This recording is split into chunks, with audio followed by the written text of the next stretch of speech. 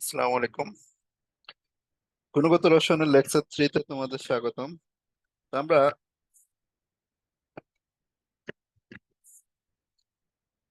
Sound বাড়াই দিচ্ছি। আজকে লেকচার 3 শুরু হবে, তার আগে তোমাদের একটা বলি, তোমাদের রবি মঙ্গল বৃহস্পতিবার এই ডেটটা আমি একটু চেঞ্জ করবো, মানে ফার্স্ট ইয়ার সেকেন্ড ইয়ারের ক্লাস একসাথে নিয়ে আসবো আর অ্যাডমিশনের ক্লাস আর একদিনে নিয়ে যাবো। তোমরা ফার্স্ট ইয়ার নিউ, আর তোমাদের সাথে সেকেন্ড ইয়ার আছে। আমি হয়তো তোমাদের দুইজন গ্রুপকে একদিনে নিয়ে আসবো, আর অ্যাডমিশনের একটা ব্যাচ আছে, ওই অ্যাডমিশনের ব্যাচটা আর একদিনে নিয়ে যাবো। কারণ অ্যাডমিশনের ক্লাস অনেক বেশি সময় নিতে হয়, 2 ঘন্টা করে, আর তোমাদের ক্লাসগুলো 1.5 ঘন্টা করে নিই। তোমরা 2 ঘন্টা ক্লাস কখনো করতে চাইবে না, আর 2 ঘন্টা ক্লাসে মনোযোগ ধরে রাখা কঠিন, অ্যাডমিশনের সময় বাধ্য হয়ে ধরে রাখতে হয়। তা ফার্স্ট ইয়ার সেকেন্ড ইয়ারের ক্লাস আমি ছুটির দিনগুলোতে বেশি নেই, অর্থাৎ শুক্রবার তোমাদের কলেজ যখন শুরু হবে শুক্রবার ছুটি থাকে, শনিবারও এখন কলেজ ছুটি। তো এই শুক্র শনিবার তোমাদের ক্লাস হবে, আর মাঝখানে একটা দিন ক্লাস হবে বুধবার, যাতে তোমাদের না থাকে। দেখো তো কোনো সমস্যা হয় কিনা। আর অ্যাডমিশনের ক্লাসটা অন্য দিনে থাকবে, এই যে শুক্র শনিবার আর বুধবার। ঠিক আছে, তাহলে টাইম ওই তোমার ইয়েতে দুইটা টাইম, একটা হলো 7:30 থেকে 9টা, একটা ব্যাচের টাইম থাকবে, আর একটা টাইম থাকবে 9টা থেকে 10:30। তোমাদের জন্য কোনটা সুবিধা হয় তোমরা বলবা, সেটাতে আমি দিব।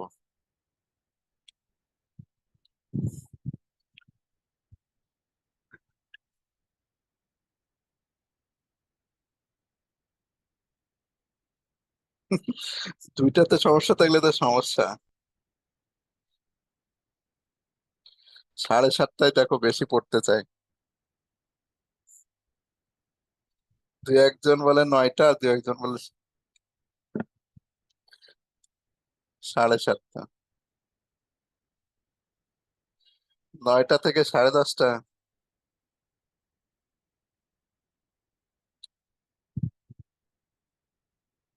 শনি বুধ শুক্র আর একটা ক্লাস থাকলে আমার তো সমস্যা হয়ে যাচ্ছে।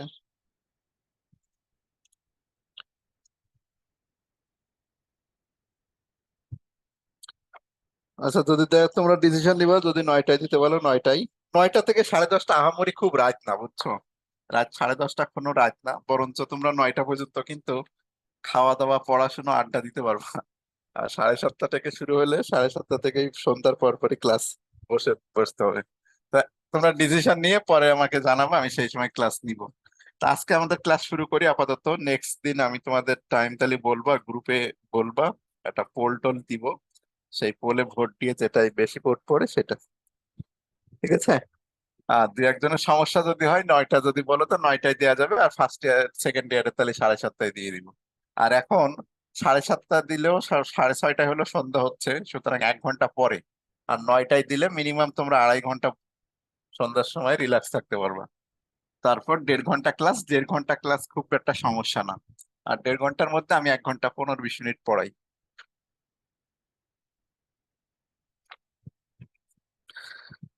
প্রাইভেট আছে তো তো সমস্যা, 9টার পরে যদি প্রাইভেট থাকে তাহলে তো সমস্যা। আচ্ছা, আমরা শুরু করি। আউটবাউ নীতি লেখো।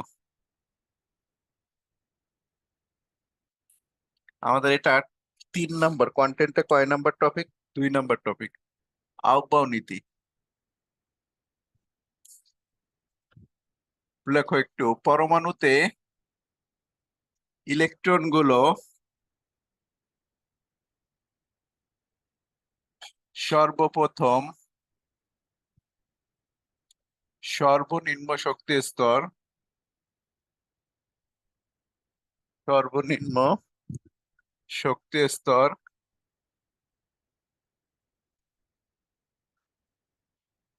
পূর্ণ করে পর্যায়ক্রমে উচ্চ শক্তি স্তরে গমন করে। পরমাণুতে ইলেকট্রন গুলো সর্বপ্রথম সর্বনিম্ন শক্তি স্তর পূর্ণ করে পর্যায়ক্রমে উচ্চ শক্তি স্তরে গমন করে।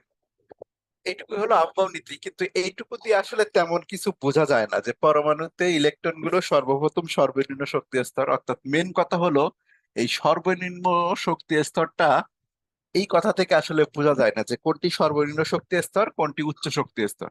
এখানে বলতে চাচ্ছে কি প্রথমে সর্বনিম্ন শক্তি স্তরগুলো পূর্ণ করবে, পর্যায়ক্রমে উচ্চ শক্তি স্তরের দিকে যাবে।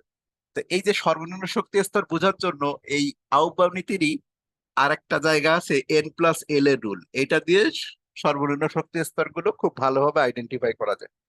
N+L এর রুল আছে দুইটা। এক নম্বরে লেখো যে N+L এর মান যার কম তার শক্তি কম, তার শক্তি কম। আর দুই নম্বরে সেখানে আগে ইলেকট্রন প্রবেশ করবে, সেখানে আগে ইলেকট্রন প্রবেশ করবে।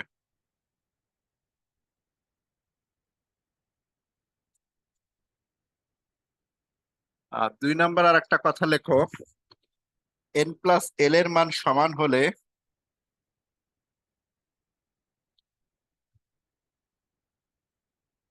যেখানে N এর মান কম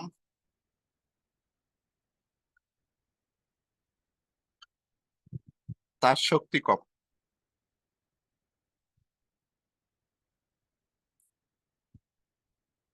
সেখানে আগে ইলেকট্রন প্রবেশ করবে। এই চিহ্ন দিচ্ছি, লেখা হয়েছে। তাহলে N+L এর মান যার কম তার শক্তি কম, সেখানে আগে ইলেকট্রন প্রবেশ করবে। দুই, N+L এর মান সমান হলে যেখানে N এর মান কম তার শক্তি কম, সেখানে আগে ইলেকট্রন প্রবেশ করবে। দুটো শর্ত খুবই সহজ। তাহলে এই যে কথা বলা হচ্ছে, দেখো পরমাণুতে ইলেকট্রন গুলো সর্বপ্রথম সর্বনিম্ন শক্তি স্তরে প্রবেশ করবে, পর্যায়ক্রমে উচ্চ শক্তি স্তরে যাবে। তাই যে সর্বনিম্ন শক্তি স্তর বোঝার জন্য N+L এর রুলটা খুবই ইম্পর্টেন্ট, যে N+L এর মান যার কম হবে সেটার আসলে শক্তি কম, সেখানে আগে ইলেকট্রন ঢুকবে। আর যদি কখনো N+L এর মান সমান হয়ে যায়, সেক্ষেত্রে যেখানে N এর মানটা কম সেটাতে আগে ইলেকট্রন প্রবেশ করবে। তা আমরা উদাহরণের মাধ্যমে এটা দেখব। তা আমরা এল এর মানগুলো কিন্তু আগে থেকে জানি, যে এল এর মান 0 হলে সেটা এস, 0 হলে এস উপস্তর, এগুলো লিখে দেওয়া হয়েছে। 1 হলে পি উপস্তর, 2 হলে এল এর মান 2 হলে সেটা ডি উপস্তর, 3 হলে সেটা এফ উপস্তর। তো এইটুকু আমাদের লেখা থাক বোঝার জন্য।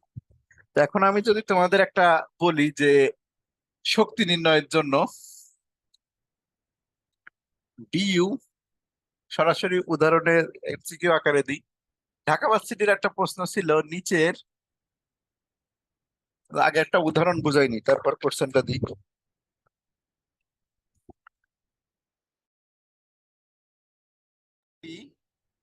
4s,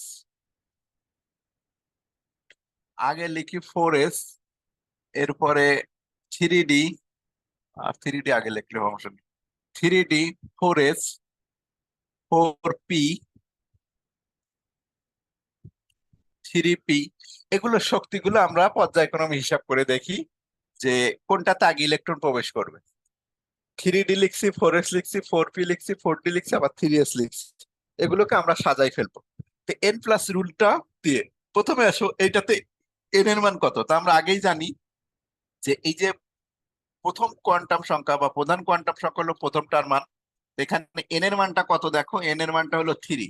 আর এল এর মানটা কত আছে, টি এর জন্য দেখো এল এর মান কত, এই যে 2। তাহলে এল এর মান যদি 2 হয়, তাহলে এখানে যদি আমি N+L নির্ণয় করি তাহলে এটা আসে 5।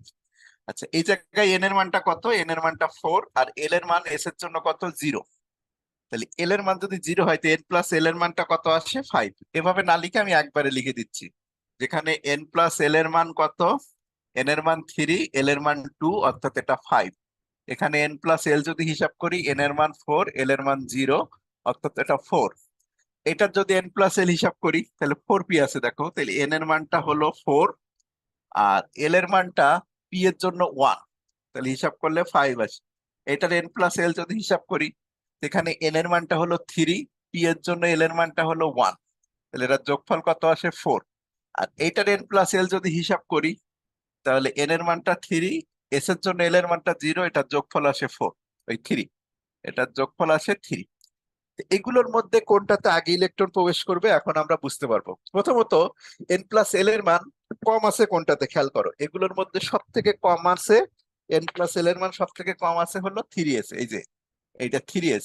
তাহলে সবার আগে ইলেকট্রনটা প্রবেশ করবে হলো 3s। এরপরে দেখতে হবে যে পরের মানটা কত, এখানেও 4 আছে এখানেও 4 আছে, এন প্লাস এল এর মান। এন প্লাস এল এর মান যদি সমান হয়ে যায়, এখানে দেখো 2 নম্বর রুল, এন প্লাস এল এর মান সমান হলো যেখানে এন এর মান কম, তার শক্তি কম, সেখানে আগে ইলেকট্রন প্রবেশ করবে। তাহলে এন প্লাস এল এর মান যেহেতু সমান হয়ে গেছে, তাহলে যেখানে এন এর মান কম, তা এইটাতে এন এর মান আছে 3 আর এইটাতে এন এর মান আছে 4, তাহলে অবশ্যই কোনটাতে আগে ইলেকট্রন যাবে, 3s এর পরে যাবে হলো 3p তে। আচ্ছা, 3p এর পরে অবশ্যই এইটাতে যাবে 4s। এবার এই দুইটার মধ্যে আমাদের ডিসিশন নিতে হবে যে কোনটাতে আগে ইলেকট্রন প্রবেশ করবে। দুইটার এন প্লাস এল এর মান সমান, তাহলে যদি এন প্লাস এল এর মান সমান হয় সেক্ষেত্রে এন এর মান কম কোনটাতে, এটাতে এন এর মান কম, তাহলে 4s এর পরে ইলেকট্রন যাবে হলো 3d। 3d এর পরে ইলেকট্রনটা কোথায় যাবে, এই যে 4p তে। এটা বুঝতে পারছো কিনা? এটা কি বোঝা গেছে যে প্রথমে ইলেকট্রন 3s যাবে, তারপর 3p, এরপর 4s, এটা 3d, তারপরে হলো 4p। বোঝা গেছে কিনা? ওকে, তাহলে এন প্লাস এল এর মান বুঝে যদি থাকো তাহলে একটা এমসিকিউ দিই, এমসিকিউটাও ঠিক ওইভাবে নির্ণয় করতে হবে। কোশ্চেন হলো যে ঢাকা ভার্সিটিতে ছিল এরকম যে নিচের কোনটিতে আগে ইলেকট্রন প্রবেশ করবে, ইলেকট্রন প্রবেশ করবে। অপশনগুলো ছিল এ নাম্বারে 4f, বি নাম্বারে 5d, 6b, আর ডি নাম্বারে 7s। হিসাব করে দেখো তো কোনটা হয়। প্রত্যেকটার এন প্লাস এল হিসাব করো, ঢাকা ভার্সিটির প্রশ্ন ছিল এটা। তো এটার এন প্লাস এল হিসাব করে দেখো, এখানে এন এর মান কত আছে, এন প্লাস এল যদি হিসাব করো, এন এর মান 4, এফ এর জন্য এল এর মান 3, অর্থাৎ এটার যোগফল হলো 7। আর এল এর মানগুলো তুমি পাশে লিখে রাখো যদি তোমার না মনে থাকে, অনেকের আবার না দেখলে এল এর মান বুঝতে পারে না। এল ইকুয়াল টু 0 হলে এস, 1 হলে পি, 2 হলে ডি, আর 3 হলে এফ। তুমি এইটুকু পাশে অবশ্যই লিখে রাখো, তাহলে তোমার দ্রুত বুঝতে পারবে। তাহলে এন প্লাস এল এর মান এটাতে হিসাব করো, এটা হলো 5 + 2, এটাও 7। এটাতে এন প্লাস এল হিসাব করো, 6 + 1, এটাও 7। এটাতে এন প্লাস এল হিসাব করো, 7 + 0। তাহলে প্রত্যেকটা মানই দেখা যাচ্ছে 7। তাহলে সেক্ষেত্রে কোনটাতে আগে ইলেকট্রন প্রবেশ করবে, যেখানে এন এর মান কম, তো এটাতে এন এর মান আছে কম 4f, অর্থাৎ এইটাতে আগে ইলেকট্রন প্রবেশ করবে। আর যদি এটাকে আমরা ক্রম আকারে লিখি, যে ইলেকট্রন প্রবেশ করার ক্রমটা লেখো, তাহলে প্রথমে যাবে 4f, এরপরে যাবে হলো 5d, তারপরে যাবে 6b, এরপরে 7s। এখন যদি বলা হয় যে এদের মধ্যে কোনো কিছু মিসিং আছে কিনা, এই মিসিং খুঁজে বের করাটা খুব ঝামেলার, যে এদের মাঝখানে কোনো কিছু মিসিং আছে কিনা। তো এই মিসিং খোঁজার জন্য তোমরা 9-10-এ একটা ক্রম শিখছো, যে কেটে কেটে দেয়া। তো আমি কেটেটা একটু লিখি, তারপরে আমরা আরো দুইটা এমসিকিউ দেখবো। তো এটা মুছে দিলাম। 9-10-এ তোমাদের একটা এরকম কাটা শিখাইছিল যে আউটবাউ নীতি না শেখায়, এটা আসলে আউটবাউ নীতির মধ্যেই পড়ে। 2s 2p, 3s হয়, 3p হয়, 3d হয়, এরপরে 4s হয়, 4p হয়, 4d হয়। 4f কি সম্ভব? 4f ও সম্ভব। আচ্ছা, এরপরে 5s হয়, 5p হয়, 5d হয়, 5f ও হয়, 6s, 6p, 6d, এরপরে 6f। এই পর্যন্ত লেখা থাক, আমরা আর দরকার নেই। এরকম তোমাদের কাটা শিখাইছে যে একটা একটা করে কেটে দাও, এরকম যত কোনায় কোনায় দিয়ে কাটা যায়। এই কাটার পরে এগুলোকে কি করতে বলা হয়েছিল, যে প্রথমটার শেষের সাথে পেছনেরটা যোগ করে দিতে, এগুলো একটা করে তীর চিহ্ন দিয়ে। এই জিনিস তোমাদের সবারই শিখাইছে আশা করি। তাহলে এবার কি করতে হয়, পেছনটার সাথে এই এই মাথাটা আগের পরেরটার পেছনে লাগাই দিতে হয়, এই মাথাটা পরেরটার পেছনে লাগাই দিতে হয়, তাহলে আমরা একটা ক্রম পাবো। এটা কিন্তু আহ্বাব নীতি। তো এখন আমরা ক্রমটা একটু লিখে ফেলি, যে ক্রমটা কি বলতে চাচ্ছে। আমাদের ক্রমটা আমি উপরে লিখি, হ্যাঁ। ক্রমটা খেয়াল করো, প্রথমে 1s, এরপরে যাবে কি 2s এ, তারপরে যাবে 2p, 2pর পরে দেখো 3s, 3s এর পরে দেখো 3p, 3p এর পরে দেখো 4s, এই 3p, 3pর পরে দেখো 4s আসে। ফোর এস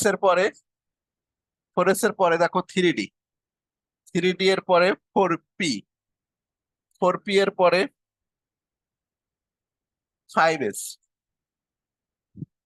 এস এর পরে দেখো ফোর ডি এর পরে কি আছে ফাইভ পি এর পরে কি আছে six S six S six S এর পরে আছে ফোর এফ। দেখছো ফোর এফ কত পরে যে হচ্ছে, ফোর এফ এর পরে ফাইভ ডি এর পরে সিক্স পি। এটা লেখার কারণ এখন আমরা বুঝতে পারবো যে কেন ক্রমটা লিখছি। এর মধ্যে কোনো কিছু মিসিং নাই, আমরা যদি মাঝখান থেকে একটা বাদ দিয়ে দিই তাহলে এটা থেকে সেটা বাদ পড়বে না। তাহলে এখন আমরা একটা এমসিকিউ দেখবো, এমসিকিউটা সমাধান বলবা। এটা চট্টগ্রাম বোর্ডে আসছিল যে চট্টগ্রাম বোর্ড চট্টগ্রাম বোর্ড 17। লেখো Chittagong board Chittagong board 2017 HSC পরীক্ষাতে ছিল। নিচের কোন সেটটি শক্তিক্রম অনুসারে আহ্বানীতি, নিচের কোন সেটটি শক্তিক্রম অনুসারে আহ্বানীতি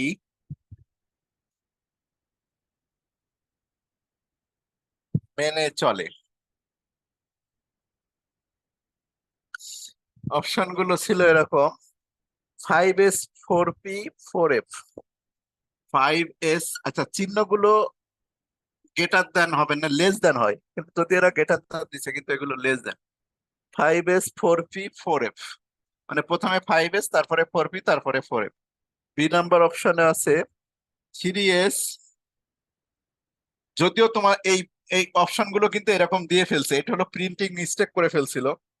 অপশন গুলো কিন্তু তারা এরকম দিছে, কিন্তু এই অপশন গুলো এরকম দিলেও ধরে নিতে হবে এরকম, মানে একই তাই অপশন গ্রেটার দেন দিক লেস দেন দিক অবশ্যই চিহ্নটা দিয়ে বোঝানো হবে যে এইটা তারপরে এটা তারপরে এটা। যদি আমি গ্রেটার দেন চিহ্ন দিই তবুও তাই বুঝাবে যে এইটা তারপরে এটা তারপরে এটা। আর সব থেকে যেটা সত্য যে চিহ্ন আহ্বান নীতির মেন চিহ্নটা আসলে লেস দেন চিহ্ন দিয়ে আসলে কি বোঝানো হচ্ছে যে প্রথমে এটা তারপরে এটা তারপরে এটা, এইভাবে বোঝানো হচ্ছে। থ্রি এস, থ্রি পি, এরপরে আছে থ্রি ডি। সি নাম্বার অপশনে ছিল five S, four D, five S থেকে ফোর ডি, তারপরে গেছে হলো ফাইভ পি তে। ডি নাম্বার অপশনে আছে three S, three P, five S, three P, five S. এখানে দেখতে হবে যে আমাদের কোনটা সঠিক আছে, কোন শক্তিক্রম অনুসারে আহ্বান নীতি মেনে চলে না। তো আমরা একটু হিসাব করব প্রত্যেকটা। এন প্লাস এল, এল এর মানগুলো যদি তোমার না মনে থাকে এখানে ছোট্ট করে লিখে রাখো। জিরো হলে সেটা এস, ওয়ান হলে সেটা পি, টু হলে সেটা ডি, আর থ্রি হলে এফ। তোমার যদি না মনে থাকে ওইটুকু ছোট করে লিখে রাখো। তাহলে এখানে এন প্লাস এল হিসাব করো প্রত্যেকটাতে। এখানে এন এর মান হলো ফাইভ, এস এর মান কত জিরো, তাহলে দুইটার যোগফল পাঁচ। এটা এন এর মান হলো ফোর, ফোর প্লাস ওয়ান পাঁচ, আর ফাইভ প্লাস জিরো, আর এটা হলো ফোর প্লাস থ্রি। এখানে দেখো প্রথমটা পাঁচ, তারপরেরটা পাঁচ, তারপরেরটা সাত। তাহলে এই দুটার মান সমান হয়ে গেছে না, এন প্লাস এল এর মান। এন প্লাস এল এর মান যদি সমান হয় সেক্ষেত্রে আমরা কি জানি যেখানে এন এর মানটা কম, তাহলে এই ফোর পি আগে দিতে হতো তারপরে ফাইভ এস দিতে হতো। তার মানে এটার প্রথমে গলদ আছে কোথায়, এই ফোর পি আগে বসবে কারণ এটাতে এন এর মান কম, এটা আগে ফাইভ এস পরে যাবে, তাহলে এই জায়গাটায় গলদ, এই জন্য এটা ভুল। দুই নাম্বারটা আমি চলে যাচ্ছি, three S, three P, three D. এটা হিসাব করে দেখো, এটা এন প্লাস এল এর মান যদি আমরা হিসাব করি তাহলে এখানে থ্রি প্লাস জিরো, এটা হলো থ্রি প্লাস ওয়ান, আর এটা থ্রি প্লাস টু। তাহলে দেখা যাচ্ছে এটার যোগফল তিন, এটার যোগফল চার, এটার যোগফল পাঁচ। তাহলে আহ্বান নীতি অনুসারে দেখো এটা মনে হচ্ছে ঠিকই আছে। ঠিক আছে, আহ্বান নীতি অনুসারে এটা মনে হচ্ছে ঠিকই আছে। আমরা ঠিক আছে কিনা একটু পরে আবার দেখবো। তাহলে তিন, তারপরে চার, তারপরে পাঁচ। এরপরে আমরা এটাতে আসি যে এটার এন প্লাস এল এর মান যদি হিসাব করি, পাঁচ প্লাস শূন্য, চার প্লাস দুই, আর এটা হলো পাঁচ প্লাস এক। এই তিনটার মধ্যে কোনো, দেখো এটা 5, এটা 6, এটা 6, আর এটা এখানেও ঠিকই আছে যে এখানে যদি n প্লাস এল এর মান সমান হয়ে যায়, যেটাতে n এর মান কম, তো এটাতে n এর মান কম মানে আগে, এটা পরে। আর এটা হিসাব করে দেখি, এখন পর্যন্ত কিন্তু আমাদের দুইটা অ্যান্সার হওয়ার মতো জিনিস তৈরি হয়েছে, বি আর সি। কারণ বি আর সি আপাতত দৃষ্টিতে এখন মনে হচ্ছে আমাদের সঠিক আছে। এখন আসছো এইটাতে আসি। এখানে n প্লাস এল এর মান যদি হিসাব করি, 3+1, 3+0, 3+1, আর এটা হলো 5+0। তাহলে এখানে 3, এখানে 4, এখানে কত আছে? 5। এটাও দেখে আমাদের মনে হচ্ছে যে এটাও সঠিক। 3+0 আর কম, তারপরে 4, তারপরে 5, এটাও সঠিক। এখন আমাদের কাছে এই তিনটা জিনিসই সঠিক মনে হচ্ছে, কারণ আউটবাউন্ড নীতি অনুসারে কি, n প্লাস এল এর মান যার কম তার শক্তি কম, সেখানে আগে প্রবেশ করবে। তো এখানে দেখা যাচ্ছে যে ক্রম অনুসারে সবগুলো কেটে যাচ্ছে। তখন আমাদের এখানে চলে যেতে হবে যে এদের মাঝখানে কোনো কিছু মিসিং আছে কিনা, সেইগুলো আমরা দেখবো, যে এদের মাঝখানে কোনো কিছু মিসিং আছে কিনা। তা এইটাতে আসি, দেখো 3s, এই যে এখান থেকে শুরু হয়েছে সে, এই যে 3s, 3s এর পরে 3p, 3p এর মাঝখানে এই যে 3d আছে, তাহলে মিসিং আছে দেখছো? এখানে মিসিং আছে না একটা? এই যে 4s, দেখো এই যে বি নাম্বার অপশনে এই জায়গায় একটা মিসিং আছে, এই মিসিং জায়গাটায় কি বসবে? 4s, অর্থাৎ তারা 4s স্কিপ করে 3d দিছে, তাহলে এটা এই দৃষ্টিতে ভুল। আচ্ছা, এরপরে এই সি নাম্বারে দেখি তো কোনো কিছু মিসিং আছে কিনা। 5s, দেখো 5s কোথায় আছে? এই যে 5s, 5s এর পরে দেখো 4d, 4d এর পরে কি আছে? 5p। এদের মাঝখানে কোনো কিছু মিসিং নাই, এদের মাঝখানে দেখো কোনো কিছু মিসিং নাই, একদম এক্স্যাক্টলি সম্পূর্ণটাই একটা ক্রম থেকে লিখে দিই, 5s, 4d, 4p, তার মানে এটাই সঠিক অ্যান্সার। এটার মাঝখানে কোনো কিছু মিসিং নাই, এটা সঠিক। ঠিক আছে। আর যদি আমরা ডি নাম্বারে চলে যাই, ডি নাম্বার এই, তাহলে দেখো এই 3s, 3p, 3s, 3p, তারপরে 5s এত দূরে লিখছে, তার এদের মাঝখানে এই দুইটা জিনিস মিসিং আছে, তাহলে এটাও ওই দৃষ্টিতে ভুল। তাহলে একমাত্র সঠিক অ্যান্সার কোনটা নিব? C number. বুঝতে পারছো কিনা? এই জিনিস কি বোঝা গেছে? তাহলে যখন দেখতে হবে যে একাধিক অ্যান্সার হচ্ছে, তখন আমাদের অবশ্যই ক্রমটা লিখতে হবে, এই ক্রমটার মাঝখান থেকে দেখতে হবে যে কোনো কিছু মিসিং করছে কিনা। তা যখন একাধিক এরকম, এখানে কিন্তু তিনটাই অ্যান্সার হয়, বি সি ডি, তিনটা অ্যান্সারই সঠিক থাকছে, কিন্তু সে তখন আমাদের একদম অ্যাকুরেট জিনিসটা দেখতে হবে কি হিসেবে, যে ওদের মাঝখান থেকে কোনোটা মিসিং করে দিয়েছে কিনা। যদি মিসিং হয় তাহলে সেটা বাদ যাবে, আর যেটা সঠিক থাকবে সেটা অ্যান্সার দিতে হবে। তাহলে এই গেল আমাদের এই প্রশ্ন। এর পরে আসো, তবে এইটা হলো একটু ক্রিটিক্যাল, পরীক্ষার সময় কিন্তু এরকম জিনিস খুব কম থাকে। এই প্রশ্নটা কিন্তু একটু ক্রিটিক্যাল, কারণ স্বভাবতই এন প্লাস এল রুল দিয়ে আমরা অ্যান্সার বের করতে পারি, কিন্তু এন প্লাস এল এর রুল দিয়ে যখন একাধিক অ্যান্সার হয়, তখন অবশ্যই এই ক্রমটা ফলো করতে হবে। আজানটা হয়ে যাক, তার আমি একটা এমসিকিউ লিখে নিই। তো হিসাব করে দেখি আমরা ঠিক আছে কিনা। 4s, 3d, 4p, এখানে এন প্লাস এল এর মান হিসাব করলে এটা 4+0, এটা হলো 3+2, এটা হলো 4+1। তাহলে 4, এটা 5, এটা 5, এখানে দুইটা সমান হয়ে গেছে, এন এর মান কম, তার মানে এটার মধ্যে কোনো ভুল পাচ্ছি না, এটা সঠিক আছে। আচ্ছা, এখানে এসে দেখা যায় এটা 3+2, এটা হলো 4+1, আর এটা হলো 4+1। এই জায়গায় দেখা যাচ্ছে যে 3 আর 2 5, কিন্তু পরের দুইটাতে মান আছে কত? পরের দুইটাতে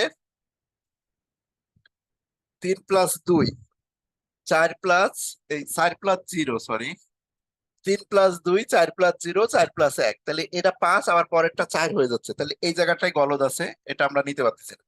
আচ্ছা, এরপর এখানে এসে দেখতে পাচ্ছি 4+2, 5+0, 5+1, তাহলে এখানে 6 হয়ে যাচ্ছে, কিন্তু এটাতে মান পাচ্ছে আবার 5। এন প্লাস এল এর মান আগে বড় দিয়ে ফেলছে, তাহলে এটা এখানে গলদ আছে। আর এখানে এসে দেখা যাচ্ছে 5+0, 5+1, আর এটা হলো 4+2, এটার মান হচ্ছে 6, এটার মানও 4+2, 5+1, 5+0, 5s, 5p, 5+0, 5+1, এটাতে দেখো 5 আর 1 6, 4 আর 2 6, তাহলে এখানে এন প্লাস এল এ যে আমাদের সমস্যা হচ্ছে যে এন এর মান কম, এন এর মান কম হলো 4d, 4d আগে বসবে, তারপরে 5p। তো এটা স্বাভাবিক এন প্লাস এল এর রুল দিয়ে আমরা সমাধান করতে পারি। আর যখন একাধিক অ্যান্সার এন প্লাস এল এ সঠিক পড়ে যাবে, তখন অবশ্যই আমরা এই ক্রমের সাথে মিলাই দেখবো যে মাঝখান থেকে কোনো কিছু মিসিং আছে কিনা। এখানে দেখতে পাচ্ছি কোনো কিছু মিসিং, আমাদের মিসিং করা ধরার আগেই একটা মাত্র সঠিক অপশন আছে, সেক্ষেত্রে অ্যান্সার হবে এ নাম্বার। ভার্সিটিতেও ঠিক এরকম প্রশ্ন আসে, আমরা ভার্সিটির একটা প্রশ্ন দেখি, মেডিকেলে এরকম প্রশ্ন এখনো পর্যন্ত দেয় নাই।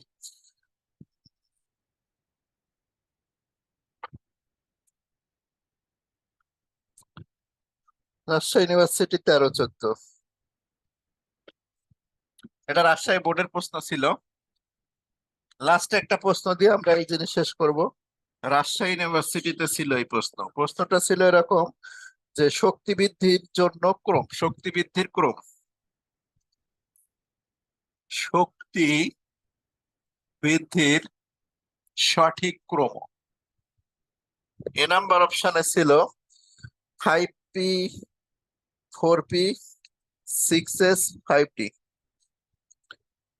5p, 4p, 6s, 5t। B number অপশনে ছিল 5p, 6s, 4f, 6p। C number অপশনে ছিল 5p, আনসার বের করো, 5d, 4f, 6s। আর ডিতে ছিল কোনোটি নয়।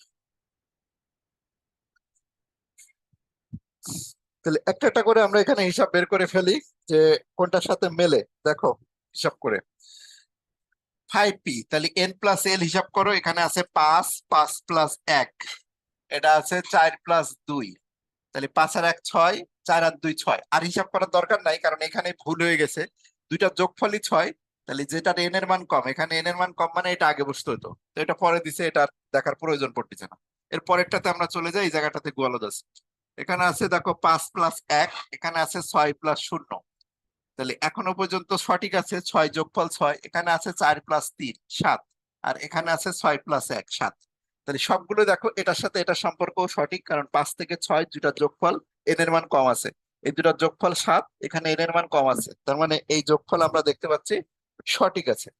এরপরে এখানে এসে যদি আমরা দেখি 5p, 5d, 4f, তাহলে এখানে n+l এর মান যদি হিসাব করি 5+1, আর এটা আছে 5+2, 7। তাহলে n+n এর মান 6, এটা 7, n এর মান এখানে মানে n+l এর মান কম আগে আছে, সঠিক আছে। এটা আছে 4+3, 7। এই জায়গাতে সমস্যা হলো কি 5 আর 2, 7, এখানেও 7। তাহলে দুইটা সমান হয়ে গেলে যেখানে n এর মান কম, তাহলে এইটা অবশ্যই কি, এটা 4f আগে বসবে, 5d পরে যাবে, এই জায়গায় গলদ আছে। তাহলে আর একটা যাওয়ার প্রয়োজন নেই, আমরা এইটাতে সঠিক অ্যান্সার পেয়ে গেছি। দেখো যোগফল 5, 6, এটার যোগফল 6, তাহলে যেখানে এন এর মান কম, এটার এন এর মান কম আগে আছে, তারপর একটা পরে। আর এই দুটার যোগফল 7, যেখানে এন এর মান কম, এটা আমাদের অ্যান্সার হচ্ছে। তাহলে যেহেতু এখানে এন এর মানে যে মিলে যাচ্ছে n+l এ, এটাকে আমরা সঠিক অ্যান্সার দিব। এখন এক্ষেত্রে আমাদের প্রশ্ন হলো কি যে এটার সাথে মিলাবো কিনা। এক্ষেত্রে এটার সাথে আমাদের মেলানোর প্রয়োজন নেই। কেন? কারণ যদি n+l এর রুল দিয়ে আমরা হিসাব করি, যেটা মিলবে সেটা, যখন একাধিক অ্যান্সার মিলে যাবে, যখন একাধিক অ্যান্সার দেখবো যে একাধিক সঠিক অ্যান্সার হচ্ছে, সেক্ষেত্রে আমরা কি করব, এই ক্রমের সাথে মিলাইতে যাব। এখন ক্রমের সাথে মিলানোর কিন্তু আমাদের কোনো প্রয়োজন নেই। বুঝতে পারছো কিনা?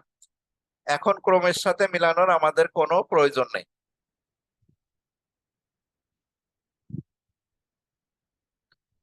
বুঝা গেছে? এখন ক্রমের সাথে মিলাই নেই, যদি ক্রমের সাথে মিলাই দিই তাহলে দেখো এখানে মিসিং থাকতে পারে। এই যে 5p, 5p আছে, ঠিক আছে, তারপরে 6s, এটাও ঠিক আছে, এই জায়গা থেকে নিচে 5p, 6s, তারপরে 4f, এই 4f এর পরে দেখো 6p দিছে, মাঝখানে 5d মিসিং আছে, এই জায়গায় কিন্তু একটা মিসিং আছে। যদিও মিসিং আছে, তারপরে এটাই সঠিক ধরবো। কেন ধরবো? কারণ অন্যগুলোতে কোনো মিল নাই, মানে অন্যগুলো অ্যান্সারই না, সেক্ষেত্রে এটা অ্যান্সার। আর যদি দেখতাম আর একটা সঠিক আছে, মানে দুইটা সঠিক পাচ্ছি, সেক্ষেত্রে অবশ্যই ক্রমের সাথে মিলাইতাম। তাহলে ক্রমের সাথে মিলানোটা পরে, এখন না, মানে আগে না। ক্রমের সাথে মিলাবো একদম কখন, যখন দেখবে একাধিক অ্যান্সার আসে। তো এই টাইপ শেষ। আউটবাউ নীতি থেকে তোমাদের ক দাগের প্রশ্ন আসবে, আউটবাউ নীতি কি বা আউটবাউ নীতিটি লেখো।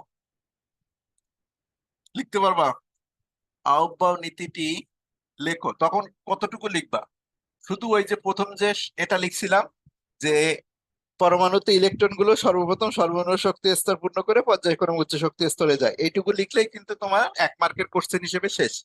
আর যদি এরকম প্রশ্ন আসে, খদাগ হিসেবে আসে, n+l এর নিয়ম কি, তখন অবশ্যই দুইটা নিয়ম লিখতে হবে। শেষ। এরপরে আরো একটা কোশ্চেন আসে যে পটাশিয়ামের, এটা খ দাগের কোশ্চেন, 19তম ইলেকট্রনটি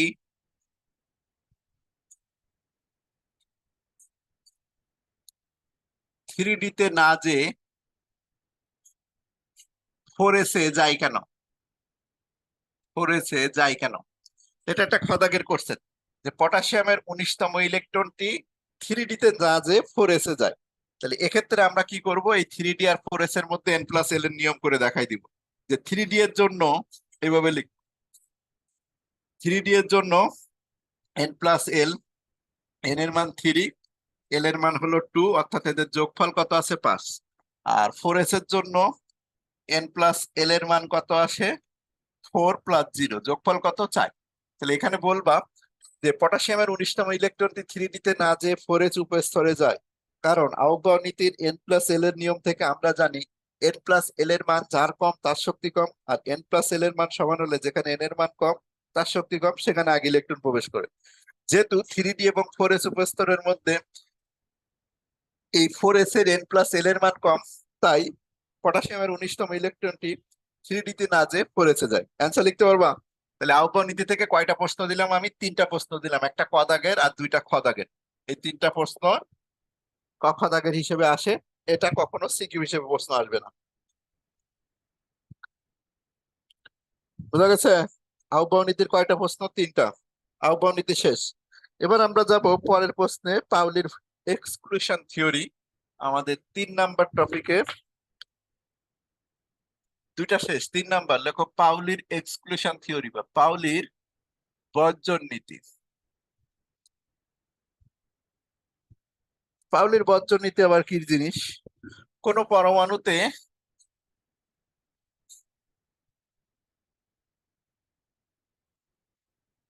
দুটি ইলেকট্রনের 4টি কোয়ান্টাম সংখ্যার মান, আসলে এটার এক্সটেন্ডেড ভার্সনটা আমি পরে বলবো। কোন পরমাণুতে দুটি ইলেকট্রনের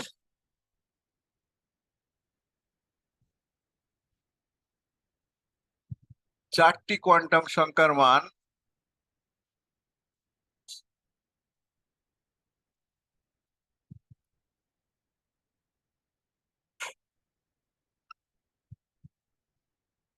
কখনো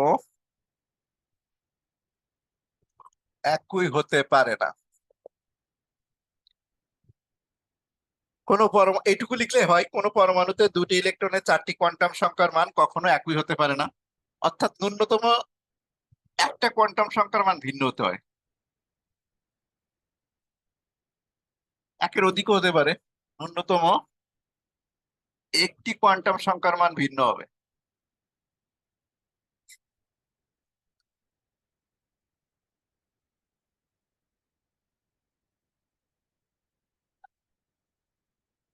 লেখা হয়েছে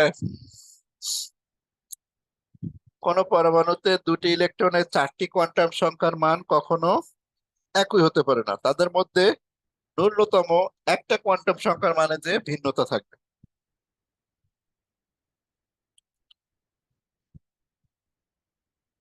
লেখা হয়েছে কিনা এখন দেখো,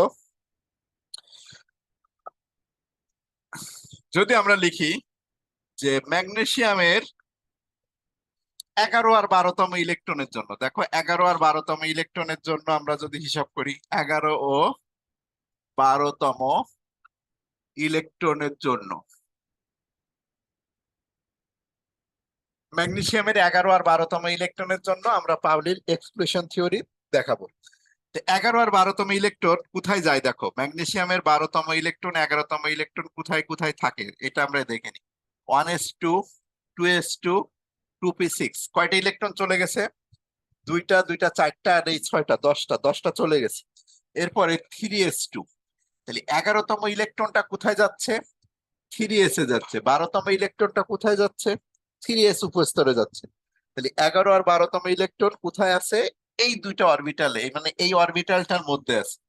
তাহলে 11তম ইলেকট্রনের জন্য যদি আমরা 4টা কোয়ান্টাম সংখ্যার মান লিখি, 11তম ইলেকট্রনের জন্য যদি আমরা 4টা কোয়ান্টাম সংখ্যার মান লিখি, তাহলে এখানে n এর মানটা কত? n এর মানটা হলো 3। s এর জন্য l এর মান কত? এই যে 3s হলে আমরা l এর মান কি লিখতাম?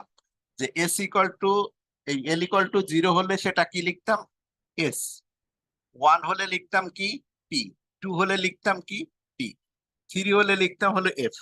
তাহলে এখানে এস এর জন্য ওই যে 11তম ইলেকট্রনটা 3s এ আছে, তাহলে 3s এ এন এর মানটা 3, এল এর মানটা এস এর জন্য 0। এল এর মান 0 হলে এম এর মানটাও 0, কারণ একটাই মান। আর এম এর মান যদি 0 হয়, এস এর মানটা কি হবে? ধরে নিলাম যে ইলেকট্রনটা অ্যান্টি ক্লকওয়াইজ ঘুরতেছে। প্রথম যে একটা ইলেকট্রন, এখানে যে দুইটা ইলেকট্রন আছে, একটা অ্যান্টি ক্লকওয়াইজ একটা ক্লকওয়াইজ। 12তম ইলেকট্রনের জন্য যদি আমরা আবার অ্যাপ্লাই করি, তাহলে 12তম ইলেকট্রন এইটার মধ্যে আছে, 11 আর 12 দুইটাই একটা অরবিটালের মধ্যে। এন এর মান 3, এল এর মান 0, এম এর মান 0।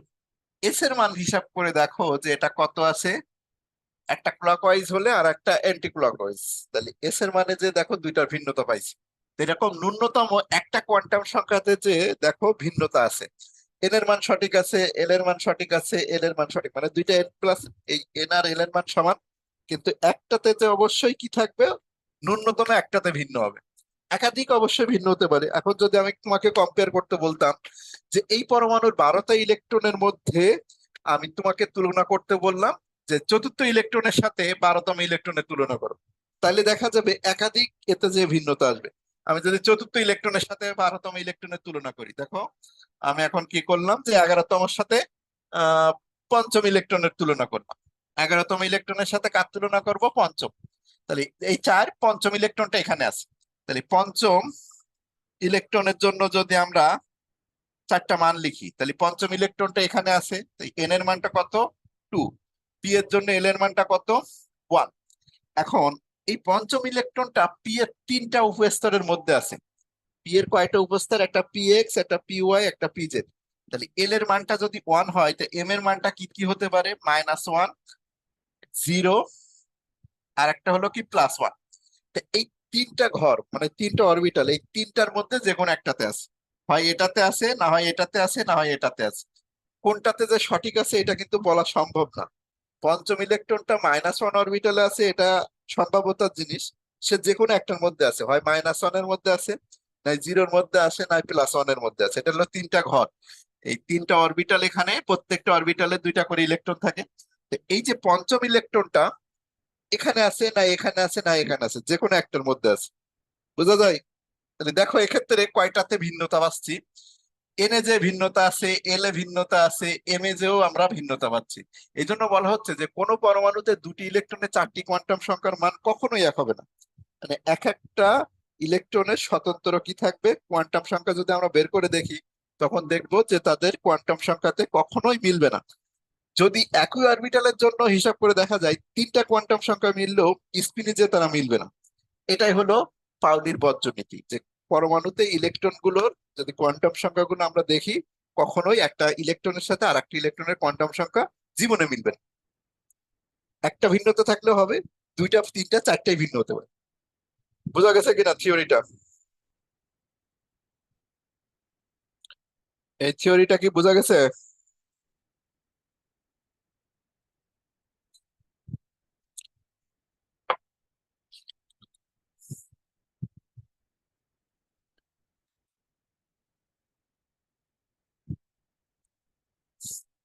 এবার দেখো ইলেকট্রনের মানটা প্লাস দিবা নাকি মাইনাস দিবা। এটা নড়ে গেছে একটু।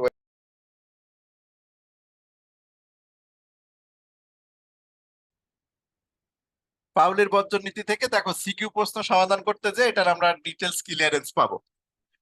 যদি এরকম প্রশ্ন আসে, গদাগের প্রশ্ন এইভাবে বলা থাকে যে সোডিয়ামের 10ম ইলেকট্রনের জন্য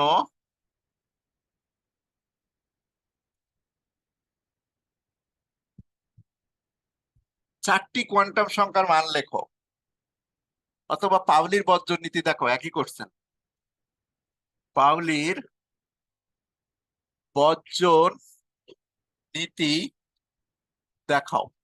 সোডিয়ামের 10ম ইলেকট্রনের জন্য পাউলির বর্জন নীতি দেখাও, বা সোডিয়ামের 10ম ইলেকট্রনের জন্য 4টি কোয়ান্টাম সংখ্যার মান লেখো। পাউলির বর্জন নীতি দেখাও, লেখা বেঁকে গেছে।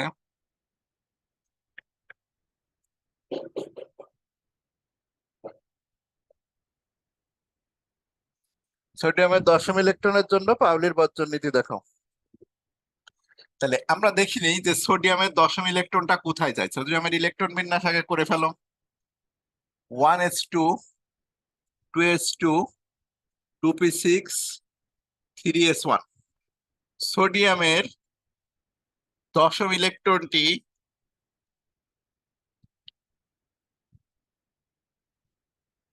এই যে 4-এর পরে, দেখো 4-এর পরে একেবারে 5 থেকে দশম সবগুলো ইলেকট্রন কোথায় আছে? টুপিতে আছে। সোডিয়ামের দশম ইলেকট্রনটি টুপি উপস্তরে আছে, টুপি উপস্তরে আছে। এই টুপি উপস্তরের জন্য পাউলির বর্জনীতি, টুপি উপস্তরের জন্য 4টি কোয়ান্টাম সংখ্যার মান এভাবে লিখতে পারো, বা টুপি উপস্তরের জন্য পাউলির বর্জনীতি এভাবে লিখলেও সমস্যা নেই। পাউলির বর্জনীতি অ্যান্সার ঠিক এভাবে লিখবা। তাহলে টুপি এর জন্য এন এর মান কত? 2। পি এর জন্য এল এর মান কত? 1। এবার আসি এম এর মান, এল এর মান যদি 1 হয় তো এম এর মান -1 হয়, 0 হয়, +1 হয়। তাহলে তুমি এখান থেকে যে কোনো একটাকে সিলেক্ট করতে পারো, কারণ তুমি সঠিক জানো না, কারণ তুমি পরমাণুর মধ্যে ঢুকে দেখতে পারবে না, এত ক্ষুদ্র একটা জিনিস। আর পরীক্ষা করেও যখন এ হবে তখন ভুতুড়ের মতো আচরণ করবে। সে একবার বলবে কি আমি চুরি করে -1-এ আছি, আর একবার তুমি পরীক্ষা করলে দেখবে কি আমি 0-তে আছি এখন। আর একবার যদি চেস করো তা সে বলবে কি আমি এখন +1-এ আছি। মানে সে এক এক সময় এক এক মান বলতে থাকবে। মানে সে 3টা ঘর আছে, এই যে -1-এর এই দেখো, এই যে 5 থেকে 10 পর্যন্ত ইলেকট্রন গুলো কি আছে? এই টুপিতে আছে। তাহলে তুমি যদি দশম ইলেকট্রনের কথা বলো, সে একবার তোমার কাছে কানে কানে এসে বলবে কি আমি -1-এ আছি এখন। পরেক্ষণ আবার টেস্ট করে দেখবা, সে বলবে কি না আমি এখন +1-এর ঘরে আছি। আবার একটু পরে টেস্ট করে দেখবা, সে তখন বলবে কি না আমি এই পেছনেরটাতে আছি। এই 3টা ঘরের যে কোনোটাতে সে যে কোনো সময় থাকবে, কিন্তু সেটা কখনোই সঠিকভাবে বলা সম্ভব না। অর্থাৎ পি এর এই যে 3টা ঘর, একটা হলো পি এক্স, একটা হলো পি ওয়াই, একটা হলো পি জেড। তোমার কাছে মনে হতে পারে যে আমি প্রথমে মাইনাস, এই যে এটা হলো চতুর্থ ইলেকট্রন, চতুর্থের পরে এটা হলো পঞ্চম, এটা ষষ্ঠ, এটা সপ্তম, এটা অষ্টম, এটা নবম, এটা দশম। অর্থাৎ তোমার হিসাব মতো বলতেছে যে দশম ইলেকট্রনটা পিজেডে আছে, কিন্তু এই ধারণা সম্পূর্ণ ভুল। এই ধারণা সম্পূর্ণ ভুল। এটা কখনো শিওর ভাবে বলা সম্ভব হয় না। কারণ কি, ইলেকট্রন গুলো যে কোনো একটাতে যে অবস্থান করবে, টুপির মধ্যে যে 3টা ঘর আছে সেটা যে কোনো একটাতে, সেই হিসেবে তুমি যদি এভাবে অ্যান্সার লেখো, অর্থাৎ এন এর মান 2, এল এর মান 1, আর দশম ইলেকট্রনটা যদি টুপি জেডে দাও যে এটা হলো 4, 5, 6, এইভাবে অনেকে হিসাব করে দেয়, কিন্তু এটা ভুল ধারণা। এই হলো 4 নাম্বার পদ, 4 নাম্বারের পরে এই যে 5, এটা 6, এটা 7, 8, 9, 10। অর্থাৎ আমার হিসাব মতো যদি একটা একটা করে ইলেকট্রন দিয়ে যায় তাহলে বোঝাচ্ছে যে টুপি জেডে আছে। তাহলে এই জায়গায় অনেকে এইভাবে উত্তরটা লেখে যে টুপি দশম ইলেকট্রনটা কোথায় যায়? টুপি জেডে যায়। টুপি জেড উপস্তরে যে লেখে যে টুপি জেড উপস্তরের জন্য পাওলির বর্জনীতি এন এর মান 2, এল এর মান 1, আর এম এর মানটা সে লিখতে চায় কি? এম এর মানটা সে লিখতে চায় হলো +1, +1। আর এস এর মানটা সে যে আবার যে কোনো একটা দেয়, +1/2 দেয়, অথবা তার যদি ইচ্ছা হয় সে -1/2 লিখতে পারে।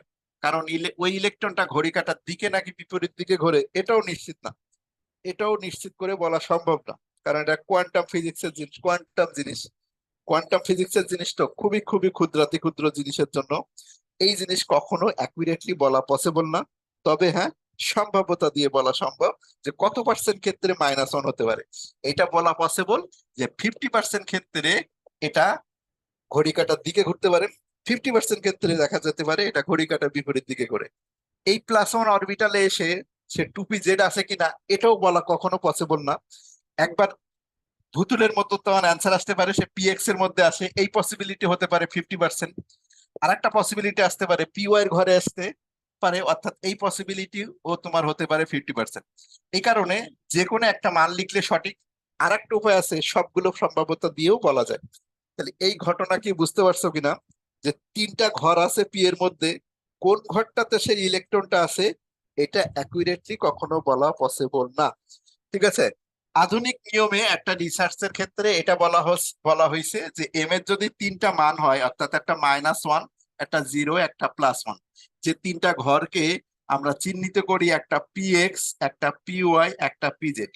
তা আধুনিক নিয়ম অনুসারে কি বলা হচ্ছে, যে পিএক্স যদি হয়, পিএক্স এর ক্ষেত্রে এম ইকুয়াল টু, পিএক্স এর ক্ষেত্রে এম ইকুয়াল টু 0, পিওয়াই এর ক্ষেত্রে এম ইকুয়াল টু +1। যে পিএক্স এর ক্ষেত্রে এম ইকুয়াল টু 0, পিওয়াই এর ক্ষেত্রে এম ইকুয়াল টু হলো, পিওয়াই এর ক্ষেত্রে এম ইকুয়াল টু হলো +1, আর পিজেড এর ক্ষেত্রে এম ইকুয়াল টু হলো -1। এই পসিবিলিটিটা বেশি থাকে, এইটুকু বলা সম্ভব, কিন্তু এটা পুরোপুরি কমপ্লিটলি বলা পসিবল না। কথাটা কি বোঝা গেছে?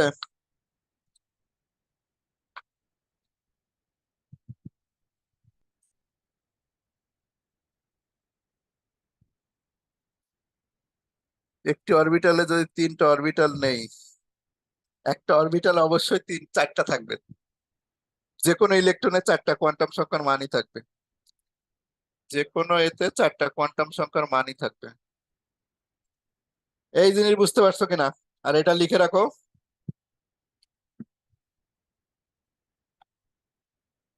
বোঝা গেছে? তো যদি বোঝা যেয়ে থাকে তাহলে আমরা এখন সম্ভাব্যতা দিয়ে প্রশ্নের উত্তরটা লিখবো। কারণ যেহেতু আমরা এখন বুঝতে পারছি যে এই এল এর মান 1 হলে এম এর মান হতে পারে 3টা, একটা হলো -1, একটা হলো 0, একটা +1। এই 3টা অরবিটালের যে কোনো একটাতে ওই ইলেকট্রনটা যে অবস্থান নিচ্ছে, এ কারণে যদি আমি এভাবে অ্যান্সারটা দেখাই, তবে আমার টিচারের বলার কোনো ক্ষমতা থাকবে না, তার সকল যুক্তিকেই আমি কি করতে পারবো, অগ্রাহ্য করতে পারবো। কোনো কোনো টিচার আমাকে বলবে যে এটা পিএক্স এ আছে, কোনো কোনো টিচার বলবে পিওয়াই তে আছে, কোনো কোনো টিচার বলবে পিজেড এ আছে। তখন আমি বলবো কি, আপনারা 3জন মারামারি করেও সারাদিন জিততে পারবেন না, আপনাদের 3জনকেই আমি জয়ী ঘোষণা করলাম। কিভাবে? যে এইটা ধরে নিচ্ছি -1 এর ঘর, অর্থাৎ -1 এর যে ঘরটা এরকম, এটা হলো সেই -1 এর ঘর, এটা হচ্ছে সেই 0-র ঘর, আর এটা হচ্ছে +1 এর ঘর, আমি বলে দিচ্ছি। তা আমি বললাম কি, যে যে -1 এ বলতেছেন আপনার কথা সঠিক, ইলেকট্রনটা -1 এ ঢুকছে। আমি বললাম কি, আপনার কথা সঠিক, ইলেকট্রনটা 0-তে ঢুকছে। আবার যে পরে আসছে +1, আমি বললাম কি আপনার কথাও সঠিক, ইলেকট্রনটা +1 এর ঘরেও ঢুকতে পারে। এবার সে বলল কি, আবার 3জন মারামারি করা শুরু করছে। সে বলছে কি, আমি মেনে নিলাম ইলেকট্রনটা -1-এ আসে। এবার সে বলবে কি, সে ঘড়ি কাঁটার দিকে ঘুরছে। আবার তার আরেকটা সামনে এসে আরেক টিচার বলতেছে কি, না আমি দেখলাম কি ইলেকট্রনটা ঘড়ি কাঁটার বিপরীত দিকে ঘুরছে। 2জন মারামারি শুরু করছে। তখন আমি বললাম কি, আপনারা 2জন সঠিক। আমি বললাম 2জনই সঠিক, 2জনই মারামারি করেন, আপনাদের 2জনেরটা আমি জয়ী ঘোষণা করলাম, যে ইলেকট্রনটা -1 এর ঘরে এসে হয় সে ঘড়ি কাঁটার দিকে ঘুরবে, না হয় সে বিপরীত দিকে ঘুরবে। এবার আমি বললাম কি, ওকে, ইলেকট্রনটা 0 অরবিটালে, মানে 0 অরবিটালে এসে হয় সে ঘড়ি কাঁটার দিকে ঘুরতে পারে, না হয় সে বিপরীত দিকে ঘুরতে পারে। ইলেকট্রনটা +1 এর ঘরে এসে হয় সে ঘড়ি কাঁটার দিকে ঘুরবে, না হয় সে ঘড়ি কাঁটার বিপরীত দিকে ঘুরবে। অর্থাৎ প্রত্যেকের ঝগড়াঝাটিকে আমি থামাই দিচ্ছি, পারছি কিনা? প্রত্যেকের ঝগড়াকে এখন থামাই দেওয়া সম্ভব হয়েছে, বলো? প্রত্যেকের ঝগড়াকে কি এখন থামাই দেওয়া সম্ভব হয়েছে?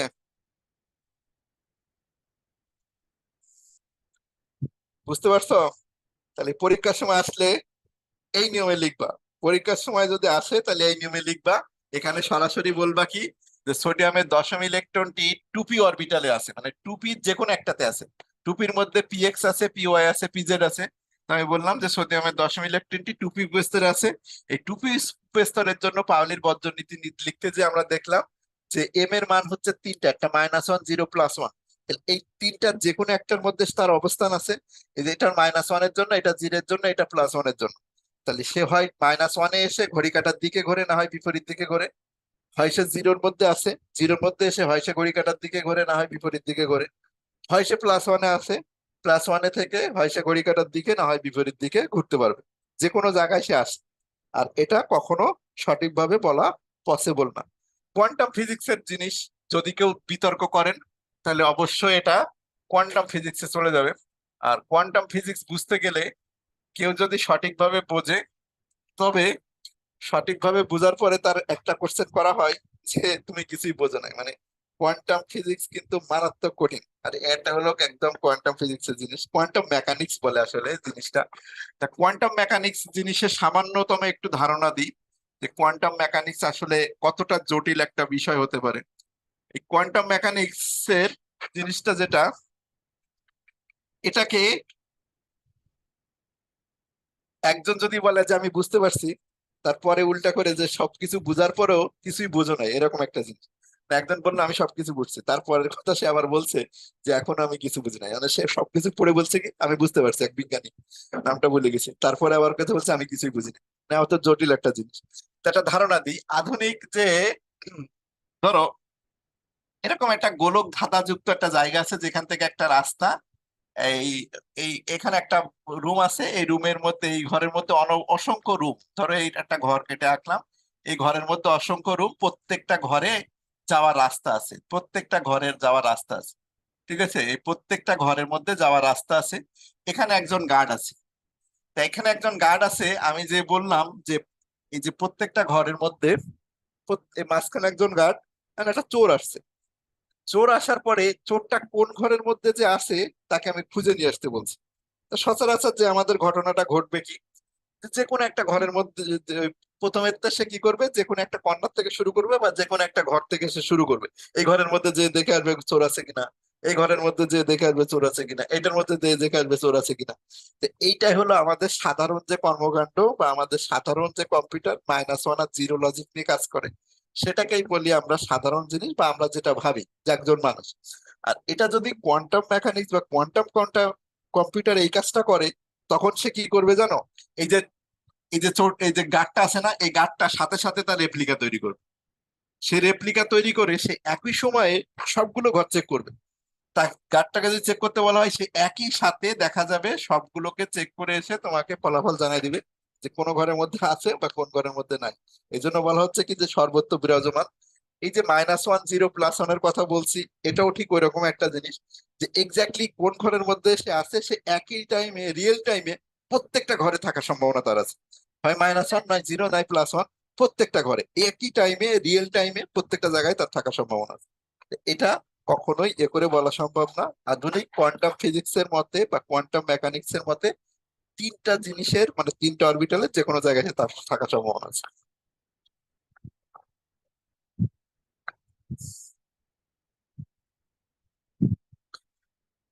কখনোই চারটা কোয়ান্টাম সংখ্যার মান এক করা যাবে না, কারণ একটা ঘড়ি কাঁটার দিকে ধরলে আর একটা বিপরীত দিকে হবে। ওকে, পরের কোশ্চেন দেখো, এরকম প্রশ্ন আসবে যে ক্রোমিয়াম, এটাও কিন্তু গদাগের প্রশ্ন এর আগে আসছে। ক্রোমিয়ামের 24তম, কয়টা বাজে, 24তম ইলেকট্রনের জন্য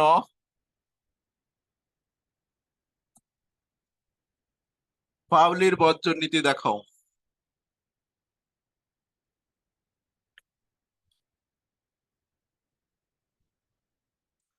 24তম ইলেকট্রনের জন্য, 24তম ইলেকট্রনের জন্য না বলে তারা এটাও বলতে পারতো ক্রোমিয়ামের সর্বশেষ, 24তম ইলেকট্রন না বলে আর একটা কথা বলা যেত, সর্বশেষ, সর্বশেষ ইলেকট্রনের জন্য পাউলির বর্জন নীতি দেখো। তো আমরা ক্রোমিয়ামের 24তম ইলেকট্রনটা কোথায় যায় এটা দেখে আসি। 1s2, 2s2, 2p6, 3s2, 3p6, 4s আগে যাবে, তারপরে 3d তে যাবে।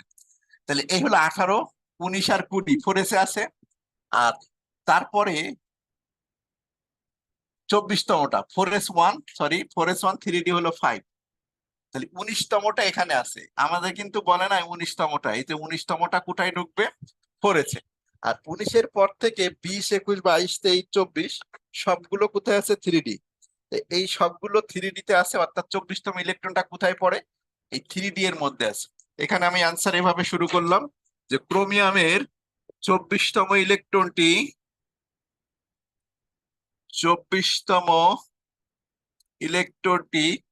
3D উপস্তরে আছে, 3D উপস্তরে আছে। তো এই 3D এর জন্য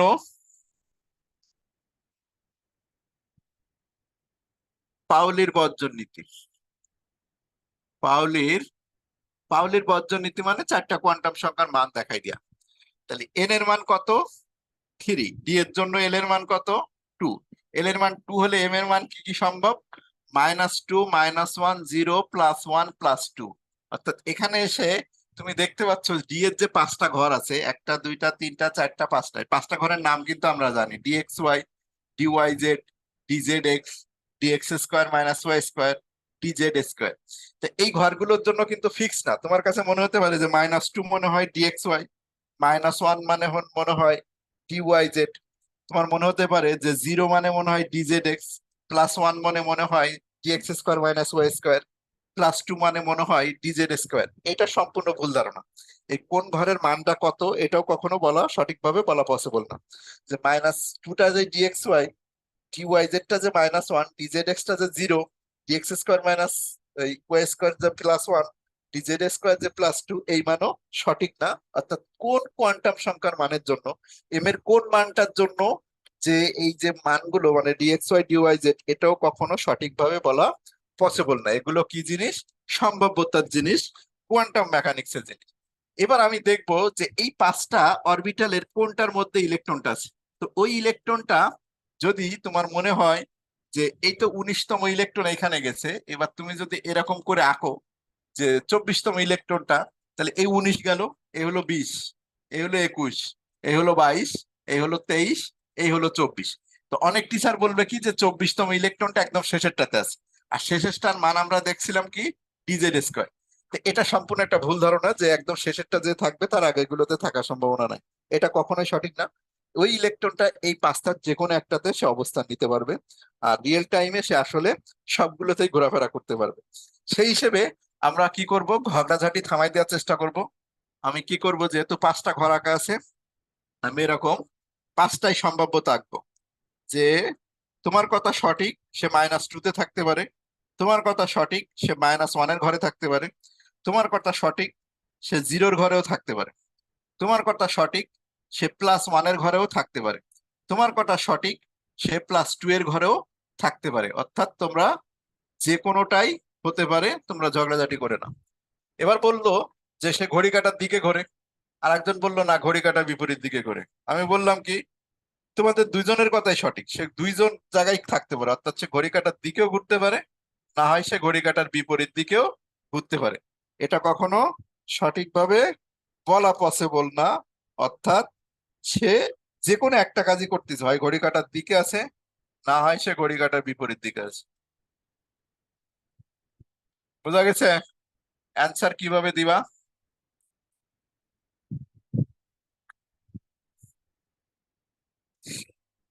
হয় -2-র ঘরে ঢুকে ঘড়ি কাঁটার দিকে ঘরে, না হয় বিপরীত দিকে ঘরে। না হয় -1-এর ঘরে ঢুকে ঘড়ি কাঁটার দিকে, না বিপরীত দিকে ঘরে। না হয় +0-র ঘরে ঢুকে ঘড়ি কাঁটার দিকে, না হয় বিপরীত দিকে ঘরে। না হয় +1-এর ঘরে ঢুকে ঘড়ি কাঁটার দিকে, নাকি বিপরীত দিকে ঘরে। না হয় +2 এর ঘরে ঢুকে ঘড়ি কাঁটার দিকে, না হয় বিপরীত দিকে ঘরে। ওকে, তাহলে ক্রোমিয়ামের 24তম ইলেকট্রনের জন্য পাউলির বর্জনীতি যদি দেখাইতে বলে, এটার কোর্স অ্যান্সার হবে কি এটা। বুঝা গেছে? এখন আসি 24তম ইলেকট্রন আর সর্বশেষ ইলেকট্রন না বলে এই জায়গাতে প্রশ্নটা সামান্যতম চেঞ্জ করা যেতে পারে। ক্রোমিয়ামের সর্ববহিস্থ স্তরের ইলেকট্রনের জন্য, সর্ববহিস্থ স্তরের ইলেকট্রনের জন্য পাউলির বর্জনীতি দেখো। এখন সর্ববহিস্থ স্তরের ইলেকট্রন বললে কোনটাকে মিন করা হয়েছে সেটা আগে ধরতে পারছো কিনা, এটা হলো বড় কথা। তা আমরা যদি এই শক্তি স্তরগুলো একটু একে দেখাই দিই, যাদের অনেকের ভুল ধারণা কাটানোর জন্য। প্রথম কক্ষপথে শুধু 1s থাকে, দ্বিতীয় কক্ষপথে 2s আর 2p থাকে, তৃতীয় কক্ষপথে 3s 3p আর 3d থাকে, চতুর্থ কক্ষপথে 4s 4p 4d থাকে। এখন আসি যে এখানে আমাদের তৃতীয় কক্ষপথ কোনটা, 3s 3p 3d আর 4s।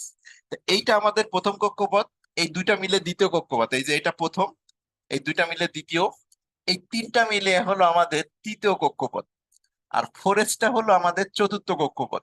তাহলে সর্বশেষ বা সর্ববহিস্থ স্তরের ইলেকট্রন কোনটা? সর্বশেষ ইলেকট্রনটা অবশ্যই কি আহ্বান নীতি অনুসারে নিছি। সর্বশেষ ইলেকট্রনটা আগে যখন বলছে সর্বশেষ, তখন কোন নীতি মেনে, যে 24তম ইলেকট্রনটা কোথায় যায়, সর্বশেষ ইলেকট্রন বললে 24তমটাই ধরছি, 24তমটা কোথায় যায়, 24তমটা অবশ্যই কোথায় যায়, 3D তে যায়। এখন আমি বললাম সর্ববহিস্থ, তাহলে সর্ববহিস্থ স্তর এই যে 4s নাকি 3D? সর্ববহিস্থ স্তর কোনটা, ভেতরেরটা নাকি বাইরেরটা? তাহলে এক্ষেত্রে এখন আমাদের অ্যান্সারে লিখতে হবে যে ক্রোমিয়ামের 24তম ইলেকট্রন না যদি বলে, যদি আমাদের কোশ্চেনটা এরকম হয় সর্ববহিস্থ, তখন আমরা এইভাবে লিখবো যে ক্রোমিয়ামের সর্ববহিস্থ স্তরের ইলেকট্রনটি সর্ববহিস্থ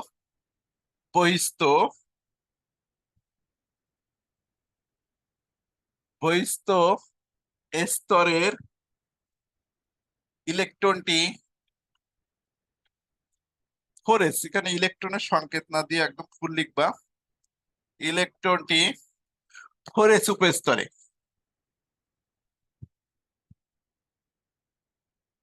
আছে বা থাকে। 4s উপস্তরের জন্য পাউলির বর্জন নীতি, তাহলে এন এর মান কত এখানে 4, এল এর মান কত, এস এর জন্য 0, এল এর মান 0 হলে এম এর মান 0।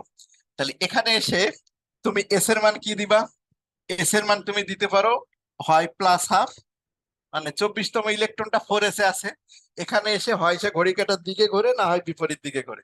তাহলে এখানে এসে হয় তুমি প্লাস হাফ লিখবা না হয় মাইনাস হাফ লিখবা, যে কোনো একটা। আর যদি সম্ভাব্যতা দিয়ে দেখাইতে চাও তাহলে এস এর মান এটা অর দিয়ে তুমি কেন কি করতে পারো, অর এন এর মান 4, এল এর মান 0, এম এর মান 0, এস এর মান প্লাস হাফ। এখানে এসে হয় সে ঘড়ি কাঁটার দিকে ঘুরবে না হয় সে বিপরীত দিকে ঘুরবে, কোনটাতে আছে, 4s এ অবশ্যই আছে, কিন্তু সেই 4s এ থেকে সে ঘড়ি কাঁটার দিকে ঘোরে নাকি বিপরীত দিকে ঘোরে এটা বলা পসিবল না। তাই আমি কি করলাম, সে হয় ঘড়ি কাঁটার দিকে না হয় বিপরীত দিকে। আর কেউ যদি যে কোনো একটা লিখে দাও, এরকম লিখে দাও তবুও ভুল না। তুমি যদি এরকম লিখে দাও এস এর মান মাইনাস হাফ, ভুল না। তুমি যদি এস এর মান এরকম লিখে দাও প্লাস হাফ, তবুও ভুল ধরার সম্ভাবনা নাই বা ভুল হবে না। বোঝা গেছে?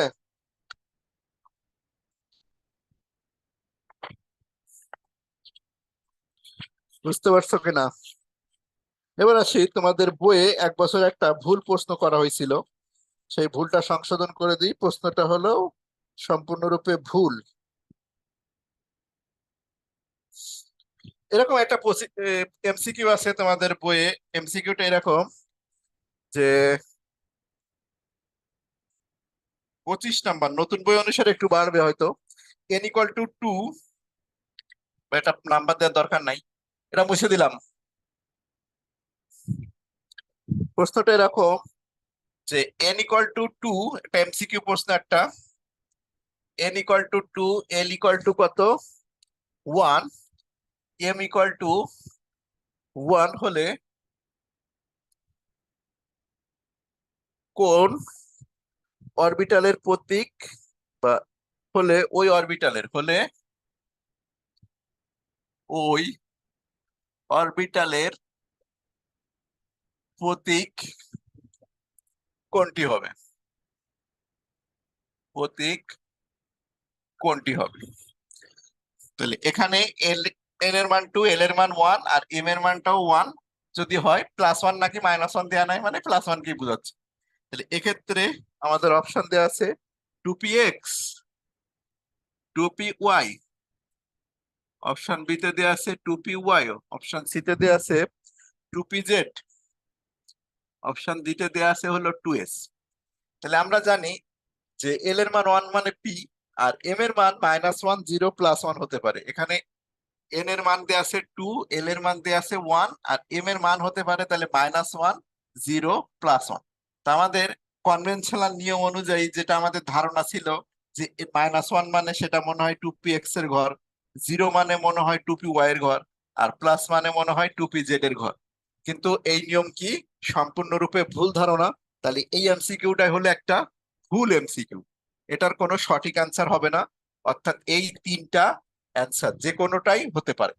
বোঝা গেছে? 2pz দেওয়া যাবে না। আগে থেকে কি বললাম যে এগুলো কি ভুল ধারণা।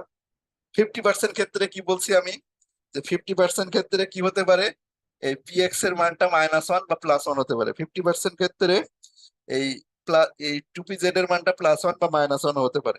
এটা একটা সম্ভাব্যতার জিনিস, এটা কখনো দেওয়া যাবে না। তবে তোমাদের বইয়ে আনসারটা কি দিয়ে রাখছে সেটাও আমি একটু বলে দিচ্ছি, দেখো। ওই অ্যান্সারটা কি দিয়ে রাখছে?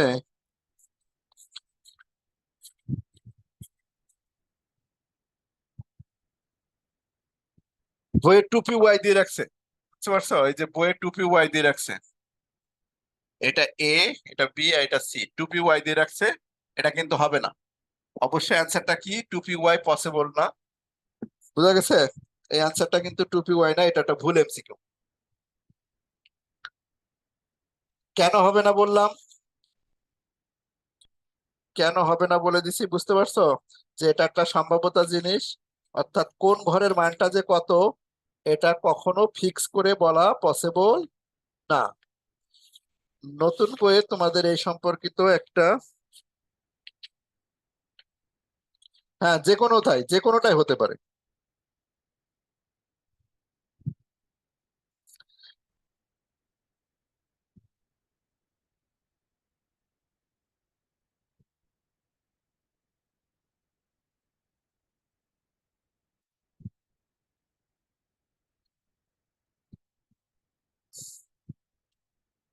এই যে এটা বলা আছে যে দেখো, এটা পিএক্স, সম্ভাব্যতার জিনিসটা একটু লিখে দিই।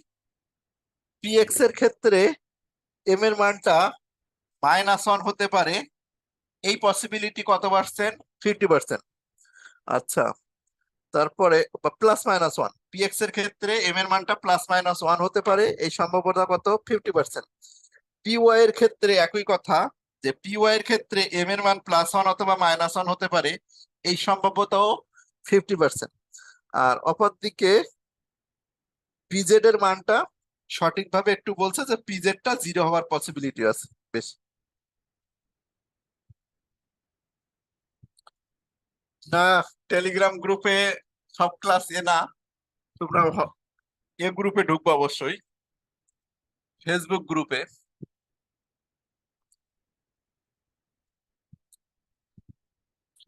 ওকে, এই ক্লাস শেষ, এখন আসো। এই লেখা হয়েছে এটা, এটা একটু লিখে নাও যে এই মানটা, যে পিএক্স এর মান, পিএক্স এর ক্ষেত্রে এম এর মান +1 হতে পারে, -1 হতে পারে, এই সম্ভাবনা কত পার্সেন্ট আছে? 50% আছে। অর্থাৎ -1 হলেও পিএক্স বলতে পারবো, +1 হলেও আমরা পিএক্স বলতে পারবো। এম এর মান +1 এর জন্য আমরা ওয়াই বলতে পারবো, -1 এর জন্য জিরো বলতে পারবো। আর পিজেড এর মানটা বেশিরভাগ ক্ষেত্রে জিরো হিসেবেই বেশিরভাগই মতামত দিয়েছে, তবে এটাও কখনো ফিক্সড না। লেখা হয়েছে কিনা? লেখা যদি হয়ে থাকে তাহলে আর একটা নীতি পড়ে আজকে আমরা বাদ দিই, হুন্ডের নীতি। যদি এটা একটু পরে ছিল তাও একবারে লিখে দিই। হুন্ডের নীতি, হুন্ডের নিয়ম লিখো, যতক্ষণ পর্যন্ত, আচ্ছা পাউলির বর্জন নীতি থেকে তাহলে কি কি প্রশ্ন আসবে? পাউলির বর্জন নীতি থেকে দুইটা কোশ্চেন আসবে, লেখো। খ দাগে আসবে কি? পাউলির বর্জন নীতিটি লেখো, বা পাউলির বর্জন নীতি কি। ক দাগে আসতে পারে পাউলির বর্জন নীতিটি লেখো। আর গ দাগে আসবে যে কোনো পরমাণুর এততম ইলেকট্রনের জন্য পাউলির বর্জন নীতি দেখাও। কোনো পরমাণুর এততম, যে কোনো একটা তো বলতে পারে, এততম ইলেকট্রনের জন্য পাউলির বর্জন নীতি দেখাও। লেখা হয়েছে? এই দুইটা কোশ্চেন আসতে পারে, পাউলির বর্জন নীতি দেখাও। তাহলে পাউলির বর্জন নীতি থেকে দুইটা কোশ্চেন কি কি হবে, আর এমসিকিউ কি হতে পারে সেটাও বলে দিছি।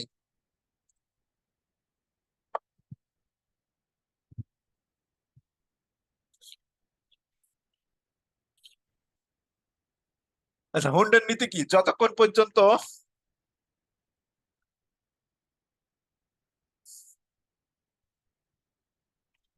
সমশক্তি সম্পন্ন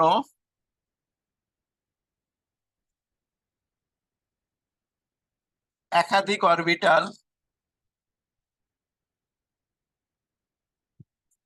খালি থাকে বা অপূর্ণ থাকে, খালি থাকে ততক্ষণ পর্যন্ত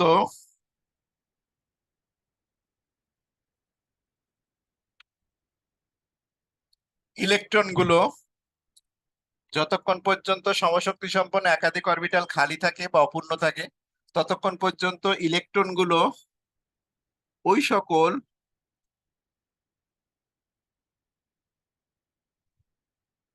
খালি অরবিটালে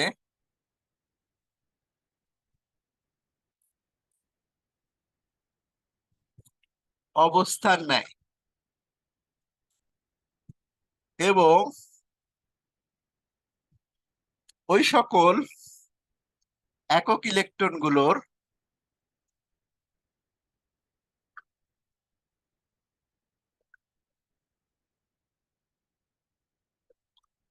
ওই সকল একক ইলেকট্রনগুলোর স্পিন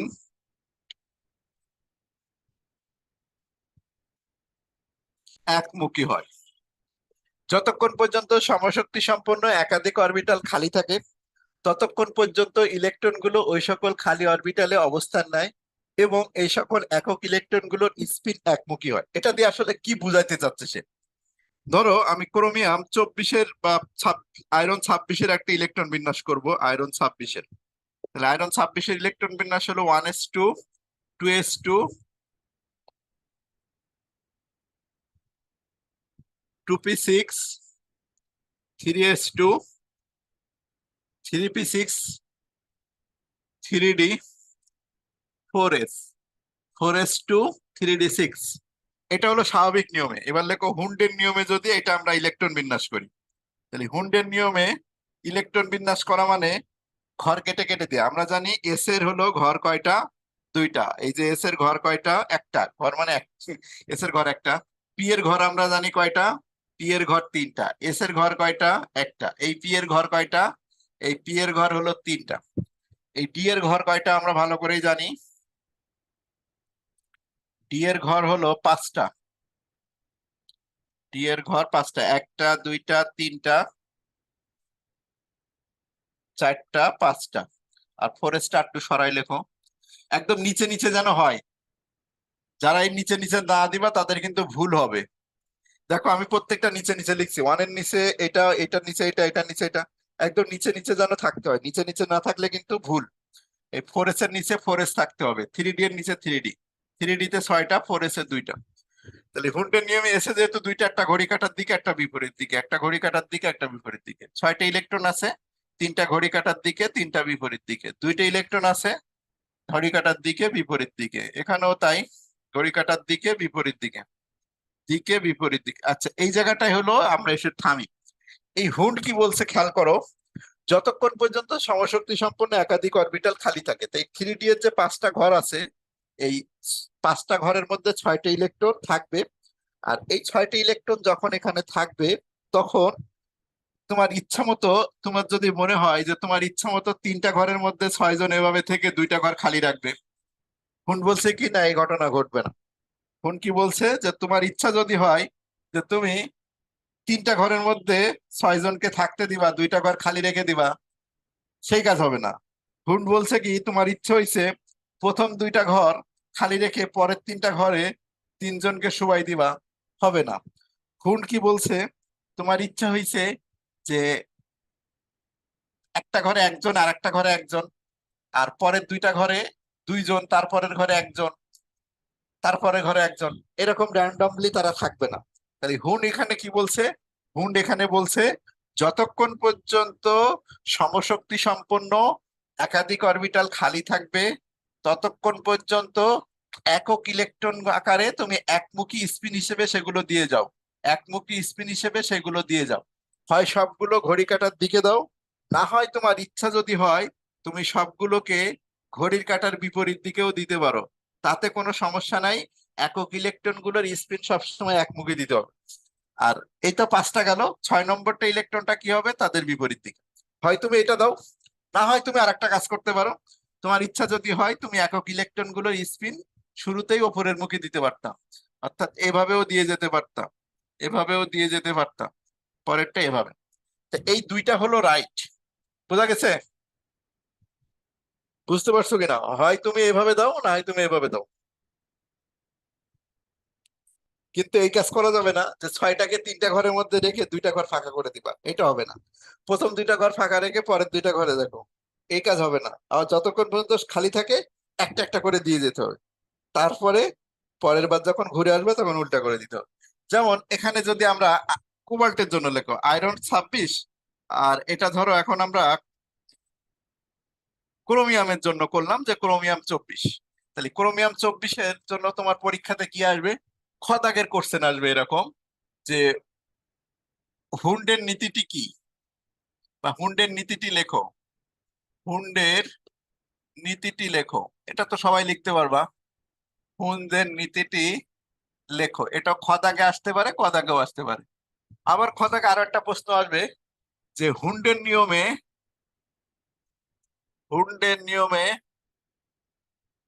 ক্রোমিয়াম 24-এর ইলেকট্রন বিন্যাস করো, ইলেকট্রন বিন্যাস করো। তখন তুমি কি করবা? আগে ক্রোমিয়াম 24-এর ইলেকট্রন বিন্যাসটা তৈরি করে নিবা। যে ক্রোমিয়াম 24 আগে কিভাবে আনসার দিবে, এটার আনসার দিবে এভাবে যে ক্রোমিয়াম 24-এর ইলেকট্রন বিন্যাস 1s2, 2s2, 2p6, 3s2, 3p6, 3d4s, space রাখবা অবশ্যই, 4s1, 3d5। এবার লিখবা এর নিচে হুন্ডের নিয়মে, এর নিচে লিখবা কি? হুন্ডের নিয়মে বলে প্রত্যেকটার নিচে নিচে একটা করে ঘর এঁকে দিবা। প্রত্যেকটার নিচে একটা করে কি আঁকবা? ঘর আঁকবা। মানে এস এর জন্য একটা ঘর, পি এর জন্য 3 ঘর। এটা এস, এর নিচে 1 ঘর। এটা পি, পি এর জন্য কয় ঘর? 3 ঘর। 3ডি, ডি এর জন্য ঘর কয়টা? 5টা আঁকতে হবে, 1টা, 2টা, 3টা, 4টা, 5টা। আচ্ছা, ঘরগুলো লম্বা হয়ে যাচ্ছে, একটু গোল করে দিলে, মানে একটু ছোট করে দিবা। আর 4s এর জন্য একটা ঘর। তাহলে এবার হুন্ডের নিয়মে যখন লিখবা এদের মধ্যে ইলেকট্রন গুলো দিবা।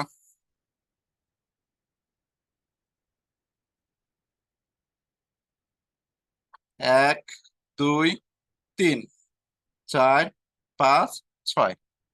একক ইলেকট্রন গুলোর স্পিন একমুখী হবে, হয় সবগুলো তুমি একমুখী দিয়ে যাবা, না হয় তুমি আর এক কাজ করতে পারতা, সবগুলো তুমি নিচের দিকে দিতে পারতাম। তোমার যে কোনো একটা খুশি, হয় সবগুলো একমুখী, সবগুলো উপরের দিকে, না হয় নিচের দিকে, অর্থাৎ হয় সবগুলো ঘড়ি কাঁটার দিকে, না হয় বিপরীত দিকে।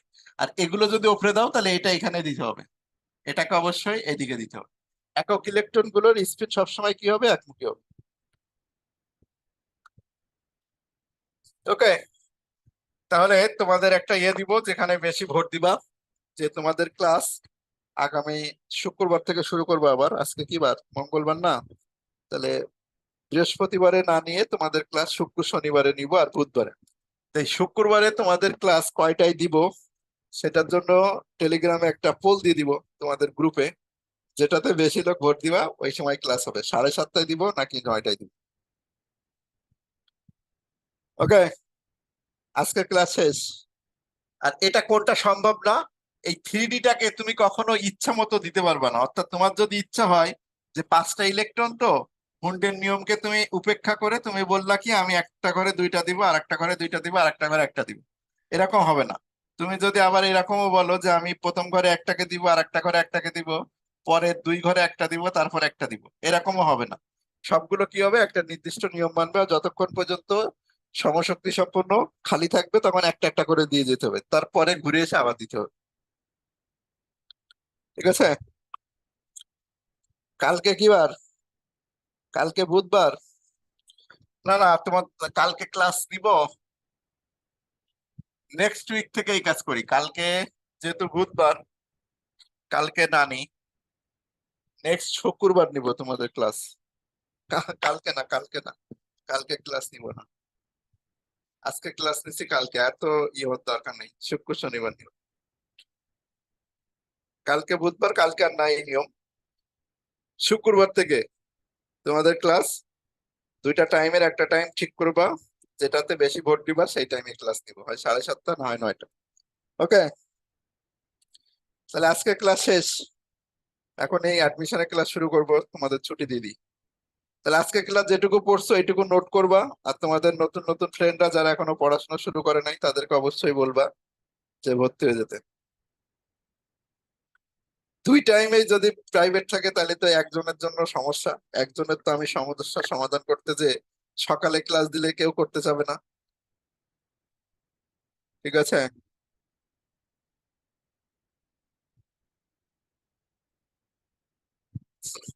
অনেকেই আছে, অনেকেই তো হবে না। তোমাদের যদি আমি বলি যে বিকালে ক্লাস দিব, দেখবা দুই তিনজন ক্লাসে আসছে। যদি বলি সকালে ক্লাস দিব, বলবো দুই তিনজন আসছে। আচ্ছা, এই ক্লাস শুরু হয়ে গেছে, অ্যাডমিশনের 7-9টা বেজে গেছে, এই বিতর্ক পরে। ওকে, আল্লাহ হাফেজ।